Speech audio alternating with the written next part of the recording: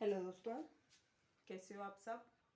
Welcome to पढ़ते रहो and सीखते रहो। भाई हमने क्या किया था लास्ट टाइम, हमने शुरू किया था भाई महावीर स्वामी के बारे में पढ़ना शुरू किया था। ठीक है, इस ये क्या थे भी 24वें तीर्थंकर थे और अंतिम तीर्थंकर भी यही थे और इनको क्या माना जाता है, जैन धर्म के वास्तविक संस्थापक भी माना जाता है। ठीक है, और इन्होंने क्या की थी, संघ की स्थापना की थी अपने टाइम पीरियड में।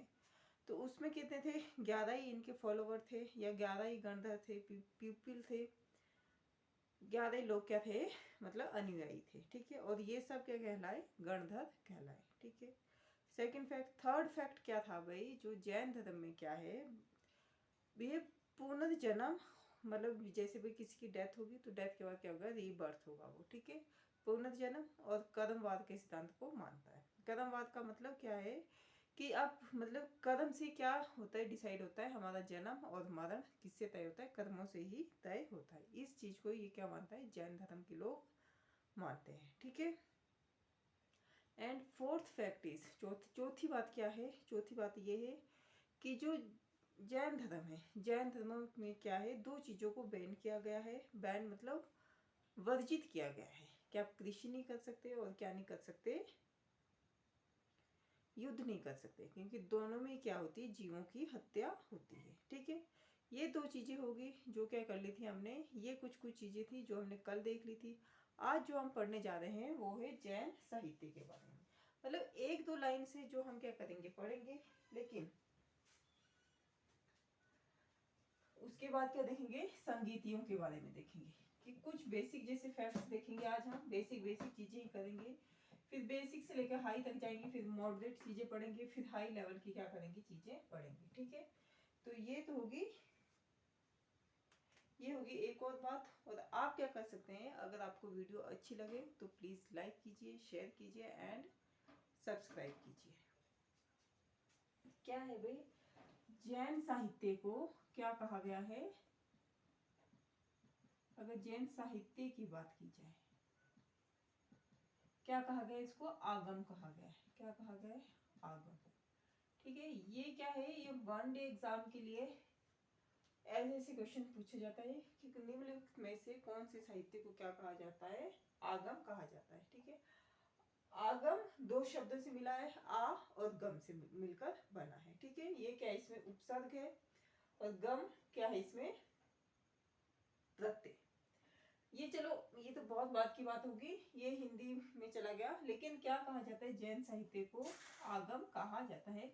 ये क्या रखना है, सबको याद रखना है। अब अगर जैन संगीतियों की बात की जाए, जैन संगीतियों की, तो जैन, और इसका मतलब क्या है कि जो क्या है भी, पूर्ण ज्ञान होना किसी चीज का, क्या होना, पूर्ण ज्ञान। आगम का मतलब पूर्ण ज्ञान, पूरी तरह से आपको क्या होना चाहिए, पता होना चाहिए किसी चीज का।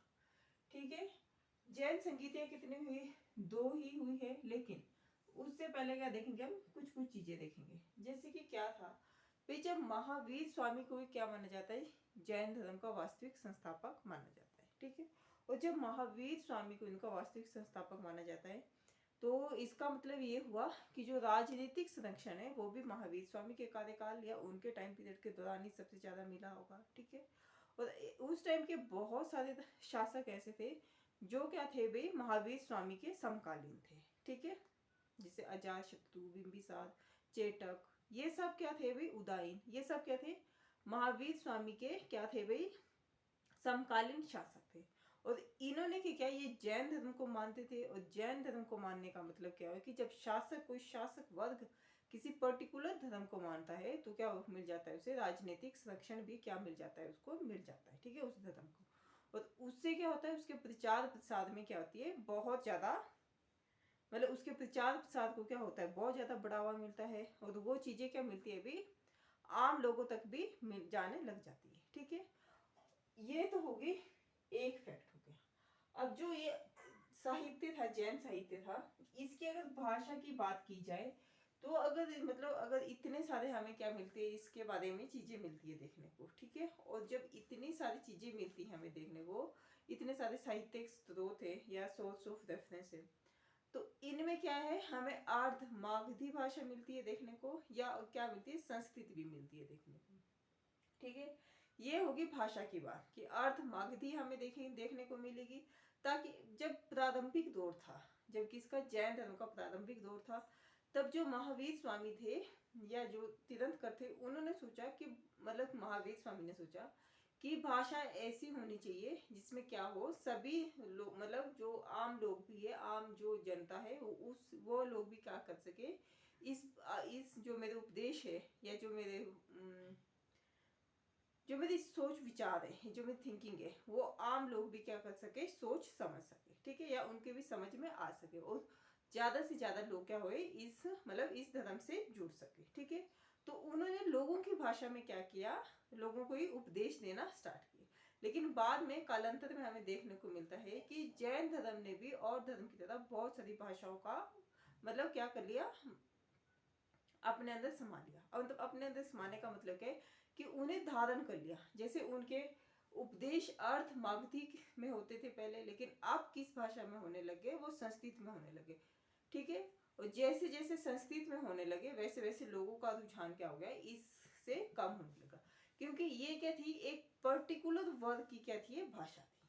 ठीक है, क्या थी, पर्टिकुलर वर्ग की एक भाषा थी, जिसको एक पर्टिकुलर वर्ग के लोग ही समझा करते थे, है ना।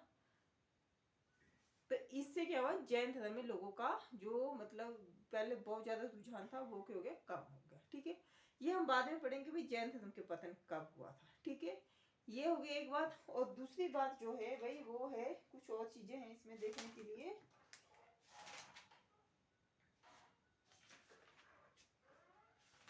और वो दो चीजें क्या है,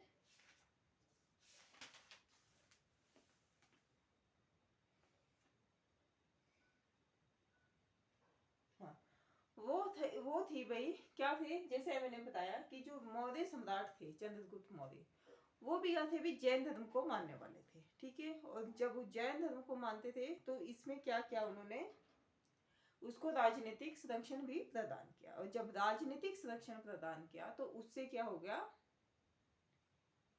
उस धर्म को बहुत ज्यादा बढ़ावा मिला। अब हम एक और राजा की बात करेंगे, और उस राजा का नाम क्या है, कलिंग। कलिंग के खारवेल, है ना। अब जो कलिंग कहाँ है, उड़ीसा में, हमने पढ़ा था कि क्या किया था, अशोक ने क्या था, इस पे हमला बोल दिया था अपने शासन के 8वें वर्ष में, है ना।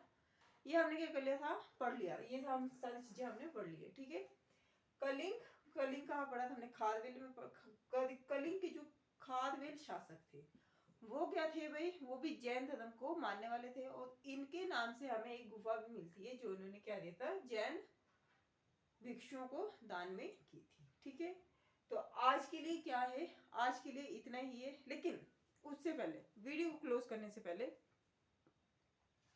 अब आपको पता चल गया होगा कि कल की वीडियो में हम कौन कौन सी चीजें, मतलब एक थोड़ी इंट्रोडक्शन टाइप की होगी है, जिसमें क्या हो गया, आपको बेसिक बेसिक जैसी चीजें क्या होगी, आपको पता चल गई होगी। ठीक है, कल हम इससे आगे पढ़ेंगे, संगीतियों के बारे में पढ़ेंगे, और उसमें कौन कौन सी चीजें डिस्कस की गई है वो भी देखेंगे। और हाँ, और जो इसके आगे की चीजें हैं वो हम बाद में डिस्कस करेंगे। ठीक है, आप क्या कर सकते हैं, आप चैनल को लाइक कर सकते हैं, शेयर कर सकते हैं, एंड सब्सक्राइब कर सकते हैं, and press the bell icon. Thank you for watching.